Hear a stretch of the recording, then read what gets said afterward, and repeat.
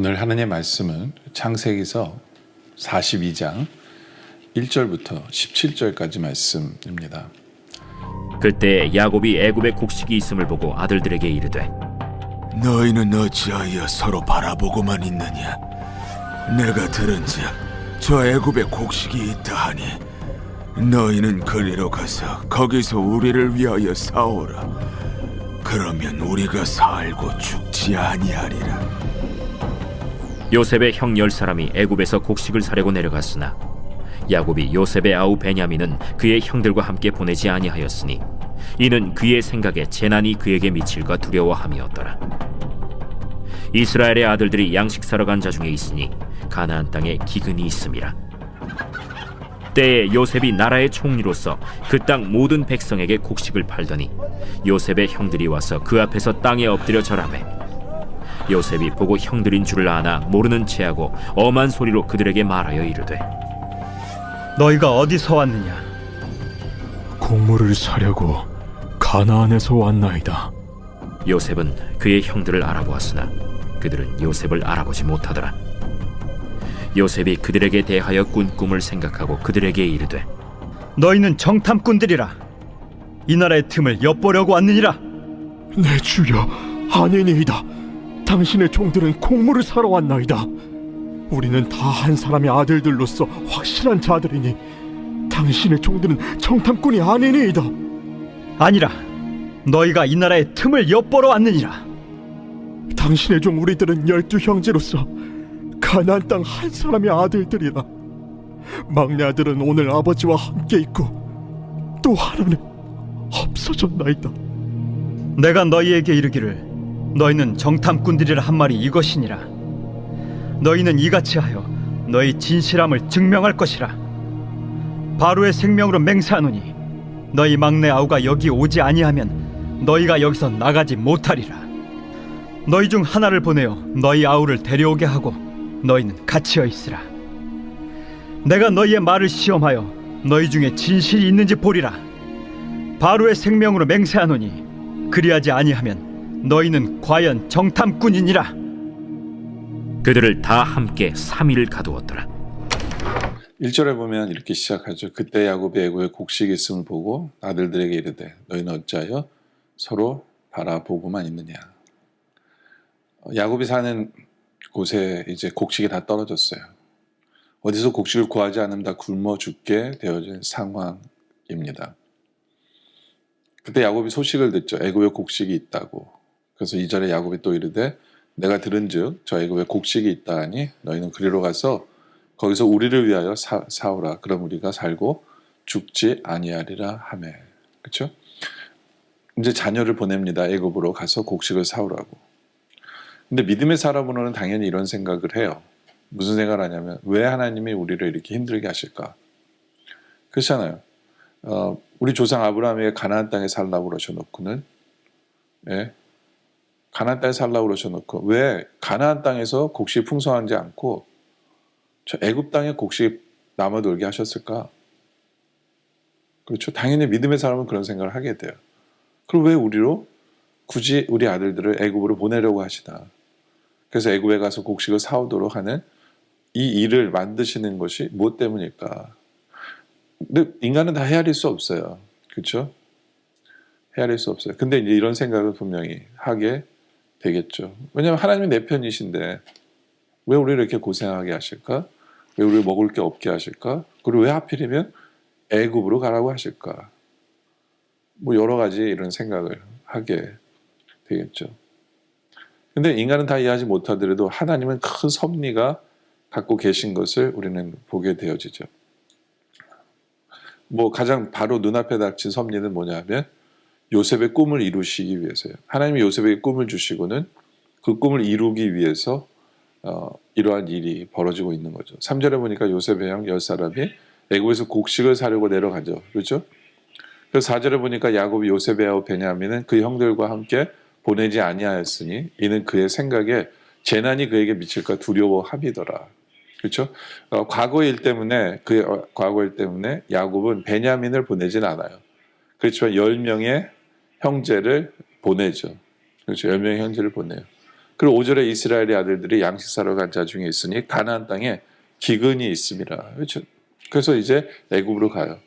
근데 6절에 때 요셉이 나라의 총리로서 그 땅 모든 백성의 곡식을 팔더니 요셉의 형들이 와서 그 앞에서 땅에 엎드려 절하며. 그렇죠? 하나님이 요셉에게 꿈을 주시고 그 꿈을 이루시는 그러한 순간이에요. 그러니까 왜 하나님께서 가나안 땅을 힘들게 왜 하나님께서 가나안 땅에 흉년이 들게 하셨을까?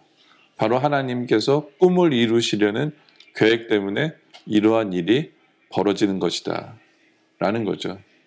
근데 우리는 이렇게 컴플레인 할 수 있어요. 하나님 고작 그 요셉의 꿈 하나 이루려고 하나님은 이런 모든 어려움을 주시는 것입니까? 뭐 이런 질문을 우리는 할 수 있겠죠. 그렇죠? 근데 하나님은 그보다 더 큰 계획을 갖고 계세요. 우리는 창세기 말씀을 알잖아요. 그 다음 스토리를 알잖아요. 네, 하나님은 더 큰 계획이 있으셨어요. 그것은 뭐냐 하면 요셉의 꿈을 이루시면서 하나님께서는 온 야곱의 아들들이 바로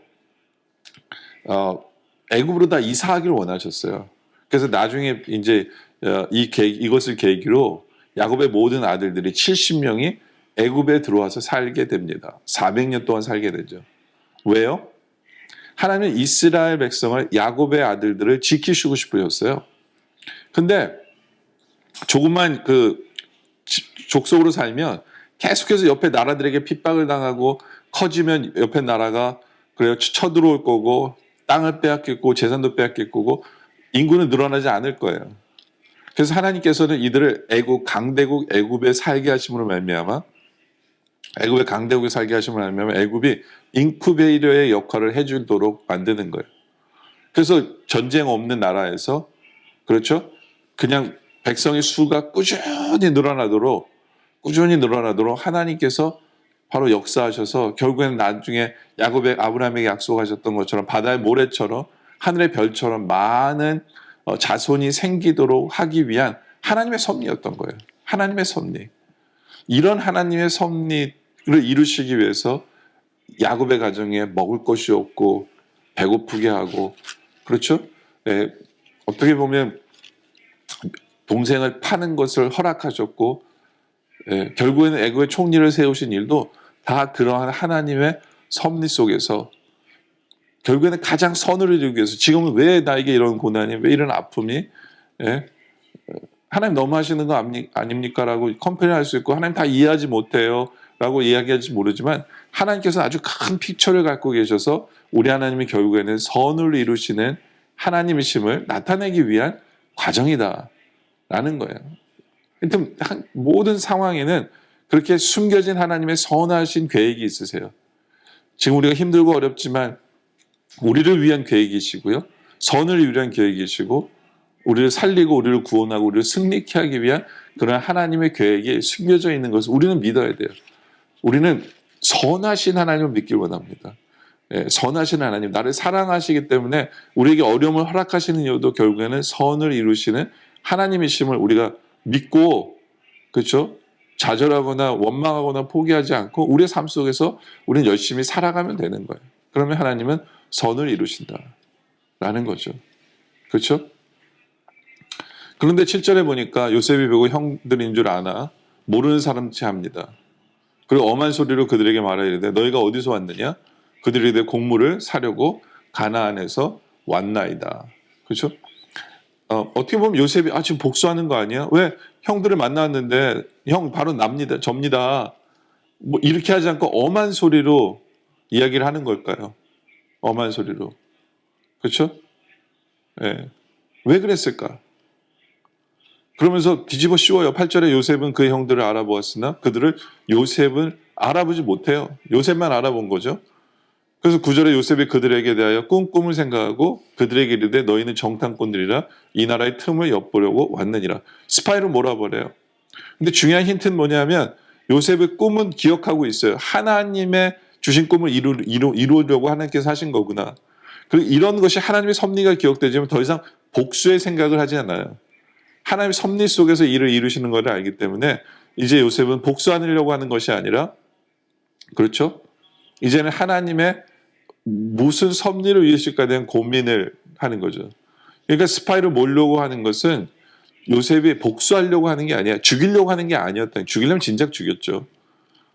죽이려고 하는 것이 아니라 요셉에게는 요셉 스스로에 대한 계획은 있어요. 요셉 스스로에 대한 계획은 뭐냐면 형들이 회개할 기회를 주는 거예요.